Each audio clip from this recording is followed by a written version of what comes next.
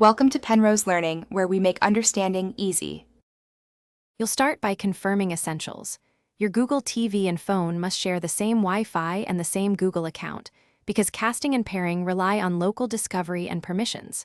Once done, make sure system and app updates are installed. Outdated software blocks features. Now open the Google Home or Chromecast-compatible app on your phone and look for available devices. While you tap into settings, keep the TV input visible so you can accept prompts. This reduces waiting and speeds the pairing process.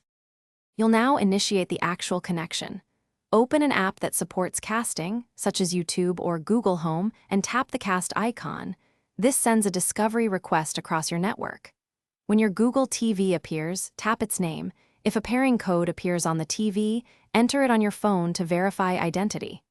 Once you accept the TV prompt, the app negotiates a secure session and hands off playback. Make sure the phone remains on the same Wi-Fi and do not close the app until content starts. You'll finish by confirming control and handling hiccups. Once casting begins, use your phone to play, pause, and seek, and adjust volume on either device. The TV will follow. When you're done, stop casting from the cast icon or disconnect in Google Home to free the TV. If the connection fails, restart the router, phone, and Google TV in that order.